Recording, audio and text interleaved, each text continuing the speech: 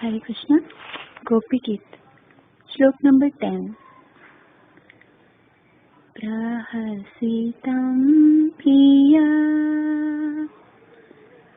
प्रेमवीक्षणं विहरणं च ते ध्यानमङ्गलम्। रहसि संविदो या हृदि स्पृशा कुहकनो मना क्षोभयन्ति। प्रहसितं प्रिया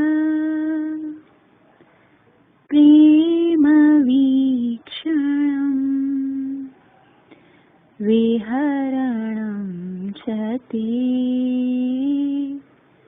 ध्यानमङ्गलम्। रहसि संविदो या हृदि स्पृशः कुहकनो मना क्षोभयन्ति। प्रहसितं प्रिया प्रेमवीक्षणं विहरणं च ते ध्यानमङ्गलम्। रहसि संविदो या हृदि स्पृशः कुहकनो मना क्षोभयन्ति। प्रहसितं प्रिया प्रेमवीक्षणं विहरणं च ते ध्यानमङ्गलम्। रहसि संविदो या हृदि स्पृशः कुहकनो मना क्षोभयन्ति। शब्दों का अर्थ है प्रहसितं प्रिय प्रेम वीक्षणम। प्रहसितं मतलब हंसना, प्रिय स्नेहपूर्ण, प्रेम यानी प्रेमपूर्ण, वीक्षणम यानी चित्वन, विहरणम घनिष्ठ लीलाएं, च तथा, ते तुम्हारी, ध्यान मंगलम ध्यान द्वारा शुभ है। रहस्य एक एकांत स्थान में, संविद यानी वार्तालाप, या जो, हृदय स्पर्श यानी हृदय में स्पर्श, कुहकनो मना, कुहक मतलब हे चलिया, न मतलब हमारे, मन मतलब मनों को, क्षोभयन्ति क्षुब्ध करती है, ही निश्चय ही। अनुवाद। ये प्यारे, एक दिन वह था जब तुम्हारी प्रेम भरी हंसी और चितवन तथा तुम्हारी तरह तरह की क्रीड़ाएं, उनका ध्यान करके हम आनंद में मग्न हो जाती थी। उनका ध्यान भी परम मंगलदायक है। उसके बाद तुम मिले, तुमने एकांत में हृदय स्पर्शी ठिठोलियां भी की, प्रेम की बातें कही।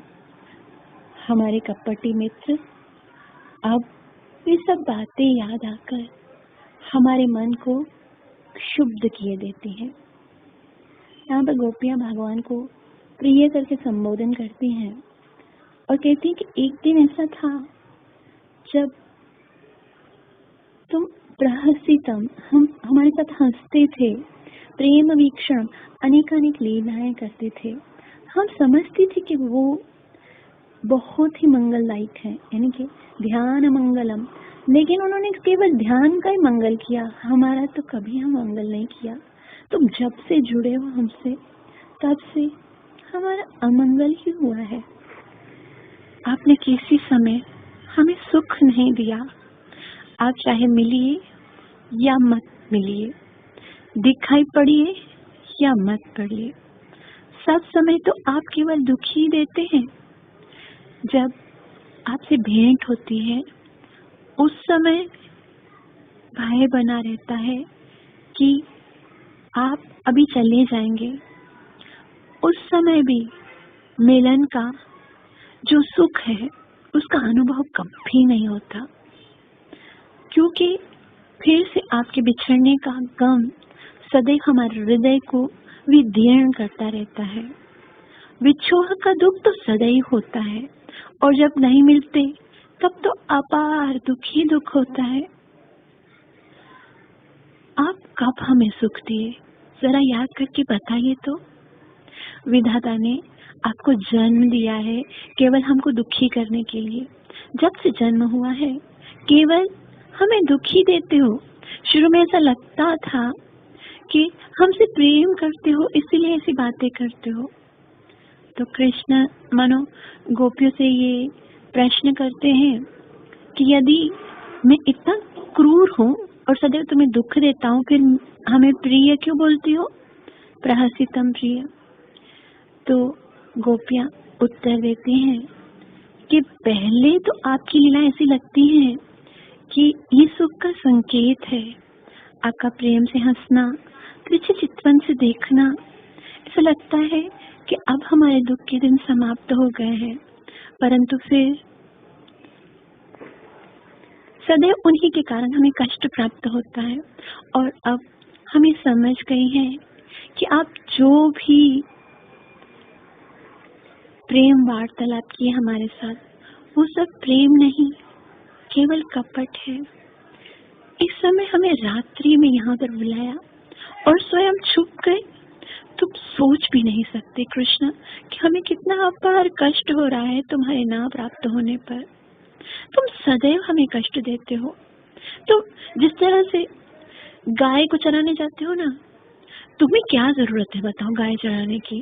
तुम्हारे कितने सारे सेवक हैं, वो ये कार्य कर सकते हैं, परंतु केवल हमें दुखी करने के लिए तुम खुद को कष्ट देते हो कि जब तुम्हारे छोटे छोटे चरण, इतने सुकोमल चरण इस वन के पत्थरों पर, कांटों पर पड़ेंगे तो हमारा हृदय दुखी होगा ना। इसीलिए तुम गायों को चराते हो ताकि हमारा कलेजा छलनी हो जाए। पूरा दिन जब तुम वन में होते हो जानते हो हमारा कैसे गुजरता है। तुम्हारी सारी लीलाएं, तुम्हारा हंसना, हमारे साथ विहार करना, प्रेम आलाप करना, सब हमारे लिए दुख का कारण बनते हैं, क्योंकि तुम कभी प्राप्त नहीं होते। श्रीपाद श्रीधर स्वामी अपनी टीका में लिखते हैं कि गोपियों के वचन को केवल श्याम सुंदर ही समझ सकते हैं। वो अपने वचनों में क्या कहना चाहते हैं, हम जैसी साधारण बुद्धि न उसका वर्णन कर सकती है और न उसको समझ सकती है। ये तो केवल विषय को समझाने की आवश्यकता पड़ती है तो ये बोला जाता है, वरना गोपियों के वाक्य इतने दिव्य हैं कि उनको समझ पाना किसी भी जीव के लिए संभव नहीं है। तो भगवान के भक्त जो हैं वो कृपा करते हैं उनको समझने की, क्योंकि भगवान के भक्त वो सबको समझते हैं जो भगवान जानते हैं, लेकिन फिर भी वो गोपियों की जो बातें हैं वो इतनी गुप्त हैं, वो केवल कृष्ण ही समझ सकते हैं। हमारी उन तक हमारी बुद्धि कार्य नहीं करते।